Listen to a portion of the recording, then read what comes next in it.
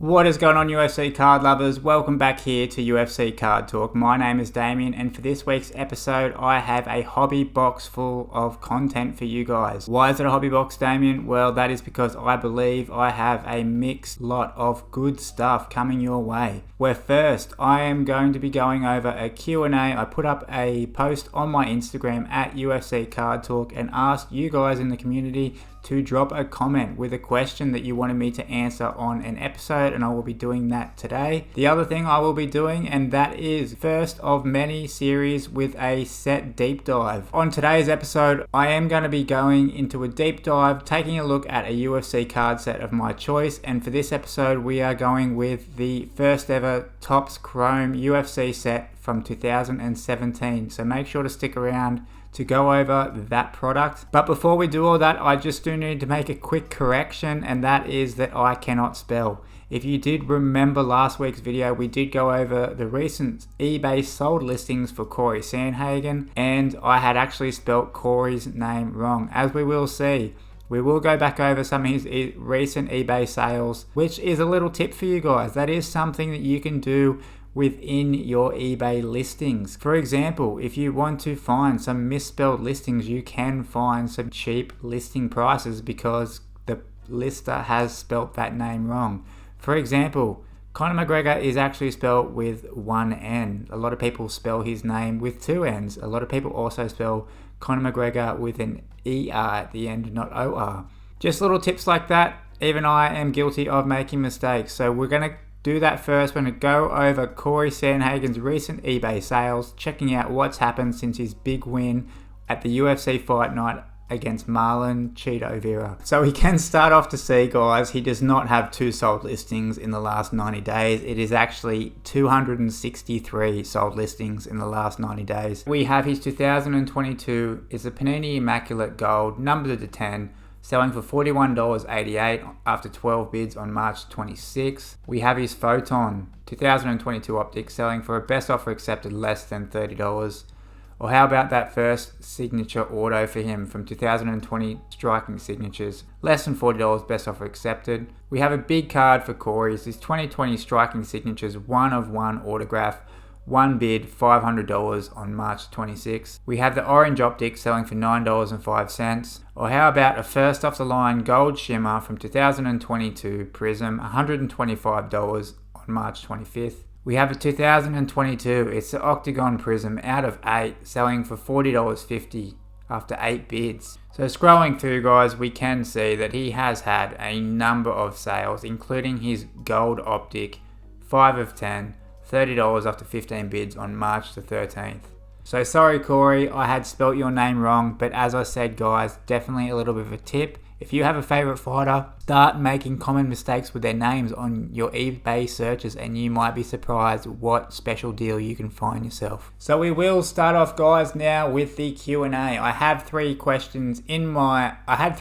under that post, so thank you to everyone who asked a question. We will start off with Ben_Gardena_81, and he asks, what is your one personal holy grail? One card you really want or wanted if you already own it? Great question, Ben. Now, this is definitely a bit of a hard one to answer, and I think it's a hard one for any collector to answer. What is their personal grail? Because obviously that depends on the budget. I mean, of course, if I could have any card in the world, it would be the Sean O'Malley 2018 Topps Chrome Super Refractor 1/1, but that's probably never going to happen, and it's probably never going to be a card within my budget unless I win the lottery. So a card for me right now that I would consider to be a personal grail, it's a 2022 Flashback 2012 Prism Gold for Sean O'Malley. And that is simply because Sean O'Malley unfortunately doesn't have too many vertical rookie cards. For me, vertical cards to have, to hold, to look at, they're just so much better than what a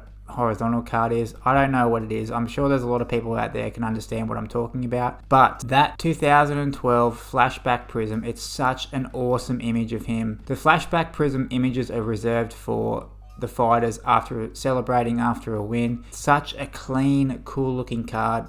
Obviously there's only 10 copies available. Gold is something that just tickles everyone's taste. So that is a no-brainer in itself, but that is a card for me right now. There's a couple sitting on eBay. There's one in a PSA 9, there's one in a BGS 9. The BGS 9 copy, it is much more centered than what any of the other copies I've seen before.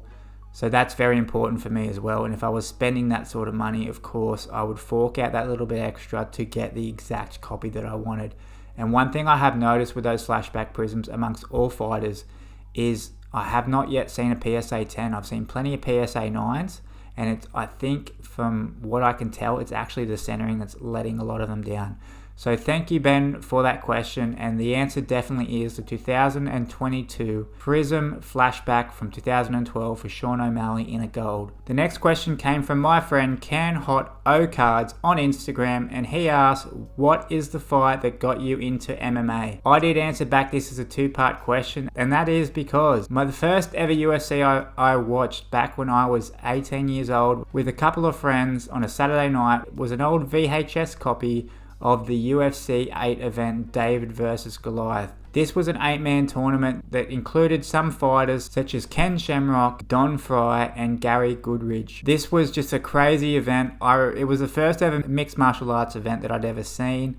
I've always been a massive fan of martial arts since I was a kid. So seeing this, knowing it was real life, was just mind-blowing for me. Following that, we just went out and we just started hiring all sorts of videos and DVDs from the local video shop. After that, later in 2007, 2008, we started getting into the pay-per-views, and that was back in the day when Tito Ortiz was running amok on the microphone, and I instantly just was amazed by his smack talk, thought he was super entertaining.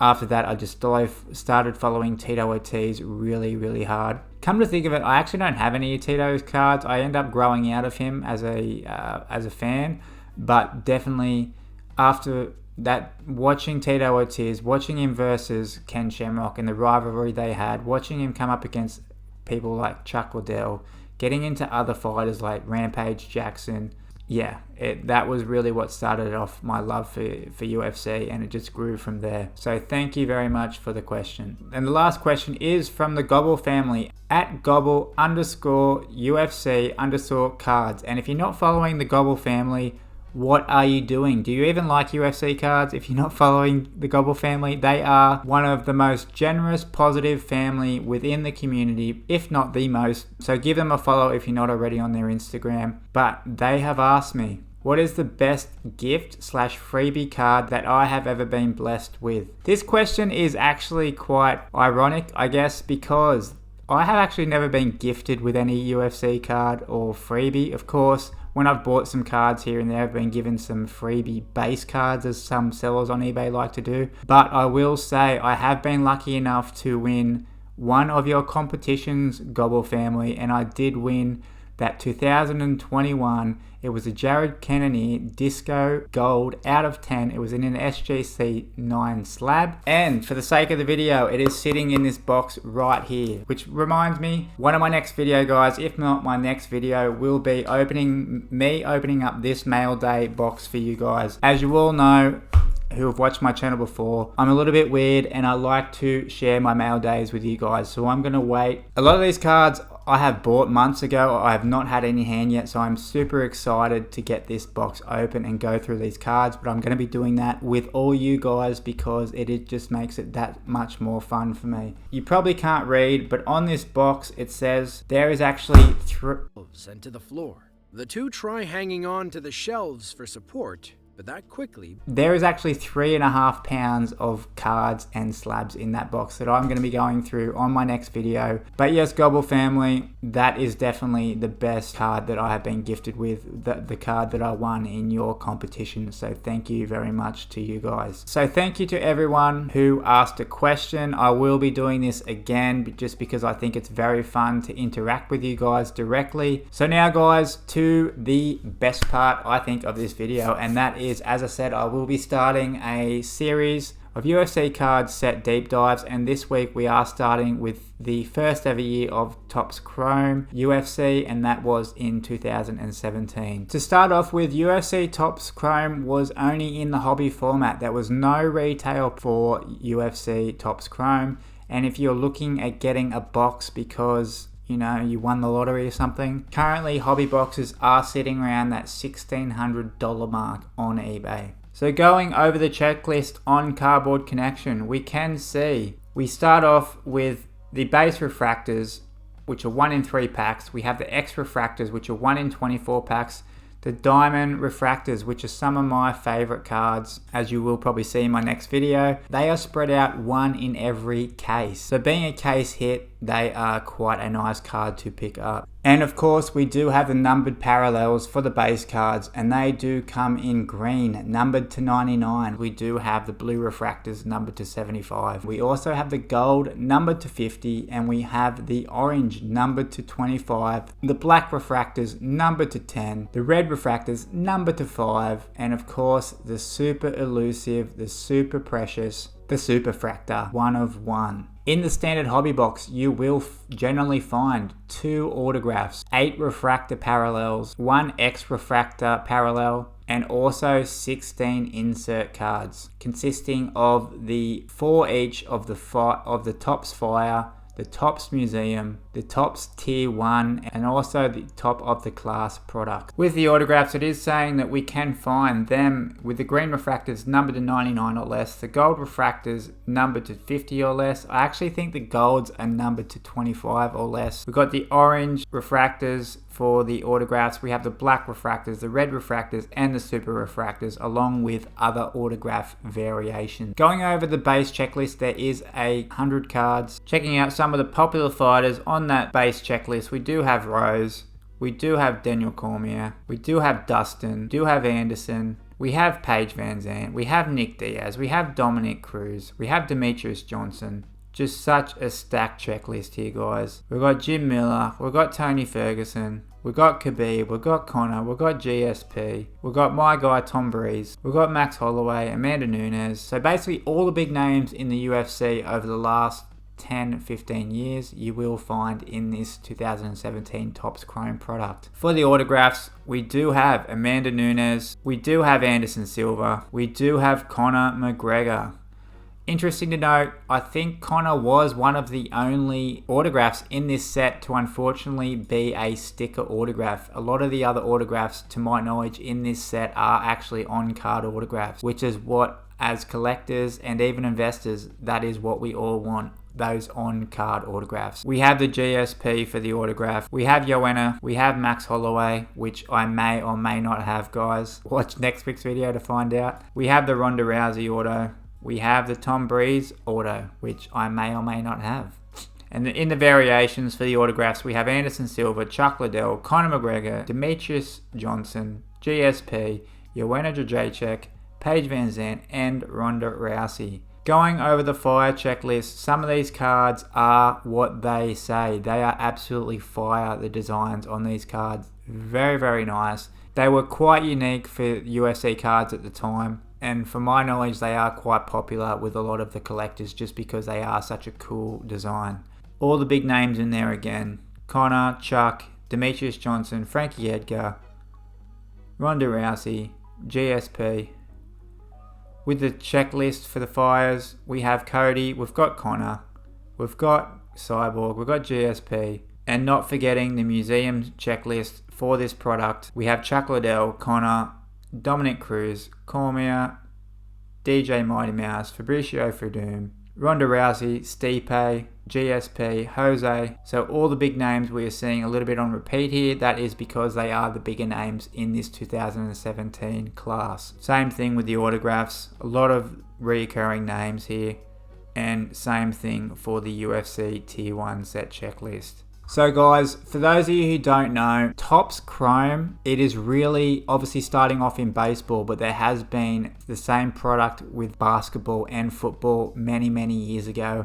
It is very well known amongst the sports card hobby. It is a very popular product amongst the sports card hobby. So the fact that it is only the first year of Topps Chrome for UFC was only 5-6 years ago in 2017 is absolutely wild, and it is a great thing for us who love UFC cards. You can be buying into these 2017 Topps Chrome products today and still be getting them for for very, very great prices. When I'm looking at buying a card long term, I've spoken about this before, as a long term hold or investment, hoping of course for it to increase in value. The fact that it is, as I said, the first year of Topps Chrome. There's only ever going to be one first year of Topps Chrome, and that is 2017. So for me, it makes it very iconic, and it's something that I give thought to when I'm looking at buying cards for a long-term investment. Just something for you guys to think about. You guys can go and buy, collect, invest in cards how you want, but that is personally something that I like to give thought to. So what I thought to do to round out the video, that is check out the recent eBay sale listings for these 2017 Topps Chrome products, so you guys can get a feel for around about what they are currently selling for if you are interested in picking up a few fighters, your favorite fighter, a card from this product if they are in that checklist. We can start off with the Anderson Silver. You can see it's a black refractor, numbered to 10. It was a PSA 9, selling for $355 after 20 bids March 27th. Or how about the Paige Van Sant BGS 9.5 with the 10 auto, selling for a best offer accepted less than $300. We have the green autograph numbered to 30 for Chuck Liddell, one bid $99. We have the McGregor Tier 1 base as a PSA 10, $100 after one bid March 20th. Or how about the Valentino Gold Refractor PSA 9, selling for a best offer accepted less than $2,500. That is just a base, not a base, it's a gold refractor numbered to 50, PSA 9 mind you. For someone to list that for $2,500, that's insanity. I mean, you'd be lucky to get that for a Conor card, so good on the seller for listing it that high. We have the Conor McGregor base in a PSA 10, selling for $80 March 8th.